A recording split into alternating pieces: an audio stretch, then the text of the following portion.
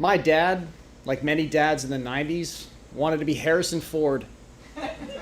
He probably still wants to, but it was obvious in that decade. Even to his 3 sons who didn't understand the idea of molding one's personal style to peak Hollywood cool. My brothers and I watched tons of Harrison Ford movies alongside our dad, who cared little for the phrase, some material inappropriate for children under 13. At ages as young as 9 or 10, we watched a Nazi's face melt off in Raiders of the Lost Ark, a woman brutally murdered in The Fugitive, and a convoy of Suburbans get RPG'd in Clear and Present Danger. Let me focus on that last one for a sec. Specifically, my dad wanted to be Jack Ryan from Clear and Present Danger, the ultimate dad movie. As a devout Catholic, the film's tagline, "Truth needs a soldier," spoke directly to his sense of righteous morality. And as a Republican taxpayer during the Clinton administration, the plot, featuring a man who defied the federal government at every turn, spoke to him even more. My dad first incorporated Jack Ryan into his identity by appropriating the guy's look, his iconic aviator shades. They took up 50% of his face, and the half that was still visible suggested that he could not and should not ever pilot an aircraft. My dad, who started going bald in his late 20s, didn't have Jack Ryan's bountiful brown hair, nor did he stand over 6 feet, and nor did he have a cushy government job that let him rub shoulders with the president's chief of staff. But he could at least have those sunglasses. I think they helped him feel like Jack Ryan, a hero of post-Cold War Tom Clancy novels, a CIA analyst who always found himself in the crosshairs of an international incident. Back when this character was first popular, suburban households breathlessly watched Tom Brokaw report on tactical smart bomb hits during Desert Storm. Jack Ryan was the 90s version of Jack Bauer, except with, less torturing and fewer Arabs. Yeah, he was first played by Alec Baldwin, but come on, what red-blooded American father wants to be Alec Baldwin instead of Harrison Ford? The first time Harrison Ford played Jack Ryan was in Patriot Games. If you haven't seen it, it's on Amazon Prime, and you should rectify that immediately. It's 90s cinema to an extreme degree. The bad guys use Israeli-made Uzi submachine guns. In one scene, Ryan tells an intel geek to magically enhance the images from a spy satellite years before CSI made that shit famous. There's even a scene where a terrorist moodily watches Enya music videos as a rainstorm batters his house.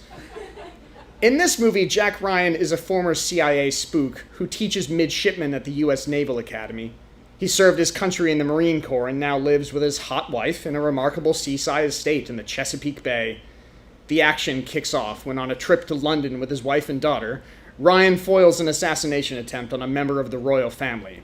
After shielding his wife and daughter from a car bomb with his own body, he tackles and disarms one terrorist, kills 2 more, and takes a bullet to the shoulder.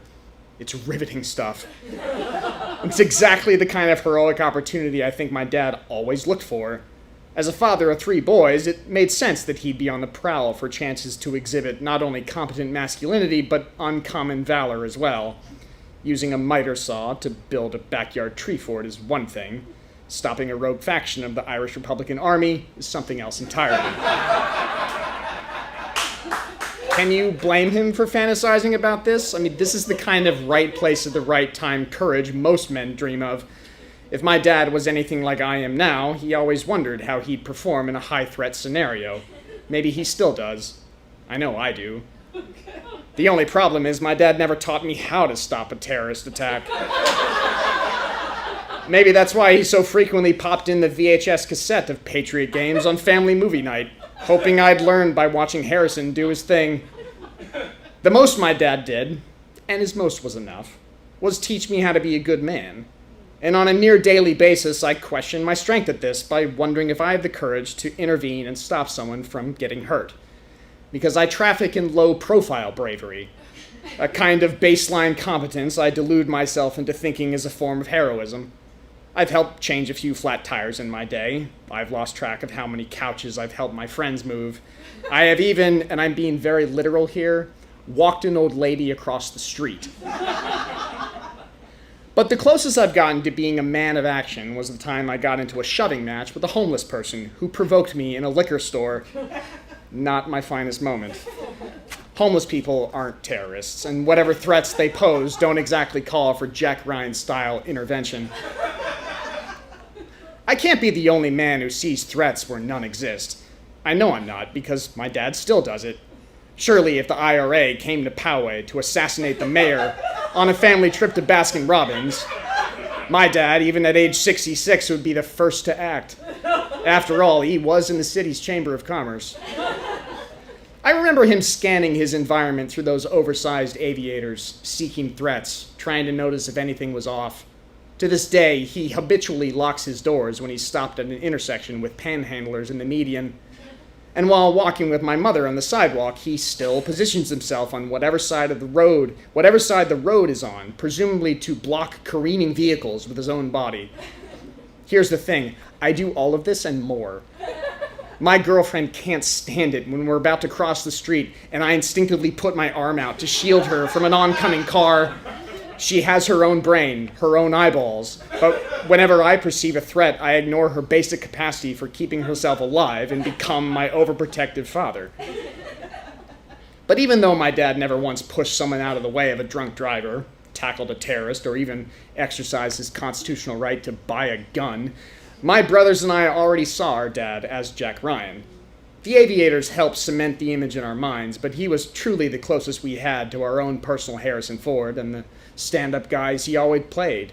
President James Marshall, Dr. Richard Kimball, Han Solo. We love those characters as much as he did, and he was our closest conduit to actually knowing the man who played them, even if he never achieved any of their movie star heroics. He was the protagonist of his own story, wherever there was one to tell. He intricately landscaped and irrigated our front yard. He taught me to drive, even while instilling the fear of both God and high-speed collisions. And he saved the day, every single day, by ensuring there was enough money in my college meal plan account. Those were his heroics, not Harrison Ford's. And the thing about Harrison Ford and the gargantuan characters he often played is, you never got the sense that they were the kind of men to seriously confide in. I doubt Han Solo and Chewbacca had very many heart-to-hearts. These are men who just do. Don't get me wrong, my dad always had an open-door policy. Far more inviting office hours than Professor of Archaeology Dr. Henry Jones Jr. I benefited from several truthful and valuable discussions with him, formative talks upon which I still rely today. But when it came to the truly personal stuff, I must admit to preferring my mother. She was the better choice for talking about the crushes I had on the girls at school. Dad was more suited for discussing my ancient Egypt social studies homework. The reason why is, just like Jack Ryan, my dad could be intimidating. Ryan had a smoldering intensity, and he pointed his finger a lot without breaking eye contact with whomever he was staring down.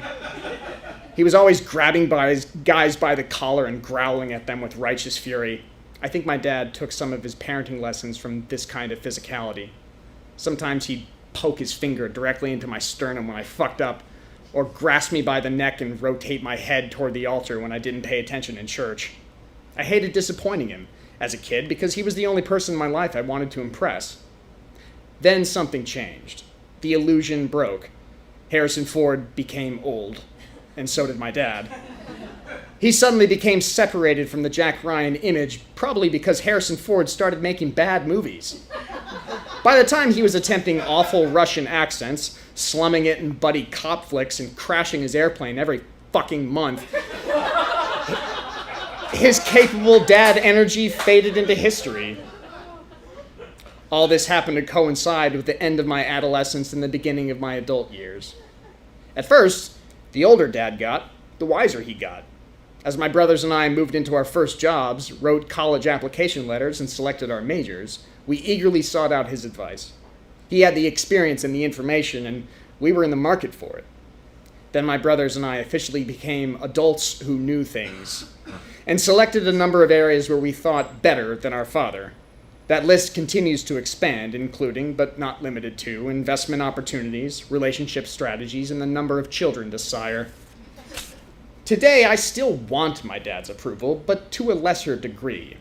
Many of us get to this point where we stop seeing our parents as people to impress and start seeing them as people like us, people with flaws, people who aren't movie stars.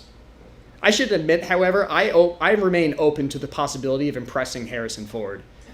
If Harrison Ford ever said how disappointed he was in me, I would sob uncontrollably.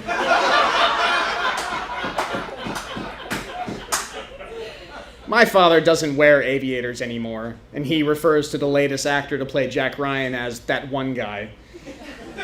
He's dedicated his 50s and 60s to God while proudly serving as a deacon at the Catholic Church. He moves a bit slower these days, but I have no doubt if a suicide bomber decided to interrupt his Sunday Mass, Dad would leap clear over 4 church pews, tackle the motherfucker to the ground, and save every person in the room. Thank you.